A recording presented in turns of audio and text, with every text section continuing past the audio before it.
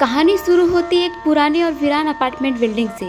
इस बिल्डिंग में अब तक कोई नहीं रहता, लेकिन शहर वालों का मानना है कि यहाँ अजीबो आवाज़ें आती हैं और कुछ भयानक हुआ था।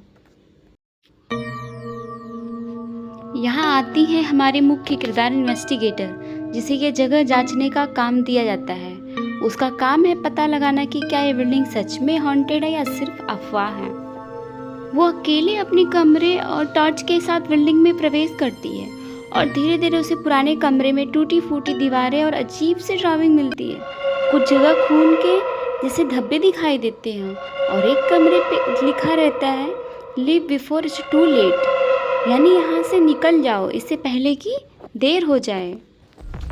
वे जैसे जैसे बिल्डिंग में आगे बढ़ती है उसे लगता कोई उसका पीछा कर रहा है। कभी कैमरे में शैडो दिखती है, कभी दरवाजे अपने आप बंद हो जाता है।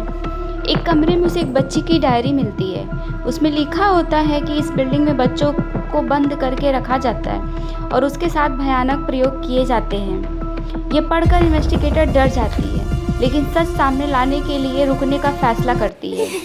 धीरे धीरे उसे दरवाजे सुनाई देने लगती है, रोने की, चीखने की और कभी हंसने की। वो अपने कैमरे में सब रिकॉर्ड करती है, लेकिन असली डर तब शुरू होता है जब वह तहखाने में जाती है। तहखाने में उसे बहुत सारे छोटे छोटे कमरों का जाल मिलता है, वो जगह जहाँ बच्चों को कैद करके रखा गया था। दीवारों पर खरोच के निशान बने होते थे, मानो किसी ने भागने की कोशिश की हो।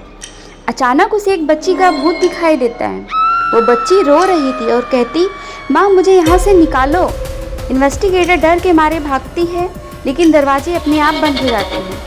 अब पता चलता है कि यह बिल्डिंग बच्चों की आत्माओं से भरी हुई है, जो वहाँ फंस गए और कभी बाहर नहीं निकल पाए। भूतिया बच्चों के झुंड से घिरी इन्वेस्टिगेटर कैमरा गिरा देती है और चीखते हुए ब्लैकआउट हो जाती है। अगले दिन पुलिस को बिल्डिंग से उसका कैमरा मिलता है, लेकिन इन्वेस्टिगेटर का कोई अता पता नहीं। कैमरे की रिकॉर्डिंग देखकर सब हैरान रह जाते हैं, क्योंकि उसमें साफ दिखता है कि वो बच्चों की आत्माओं से घिरी हुई थी। फिल्म यह ख़त्म हो जाती है, दर्शकों को ये सोचने पर मजबूर कर देते हैं कि क्या वो औरत मर गई या अब हमेशा के लिए उन भूतिया बच्चों के बीच कैद हो गई। तो दोस्तों, ये थी द अबॉन्डेड की पूरी एक्सप्लेन इन हिंदी कहानी। आपको ये मूवी कैसी लगी? क्या आपको लगता है कि उस औरत की जान बच पाई या वो हमेशा के लिए बिल्डिंग में फंस गई? कमेंट में ज़रूर बताइएगा। अगर वीडियो अच्छा लगे हो तो चैनल को सब्सक्राइब शेयर करना मत भूलिएगा।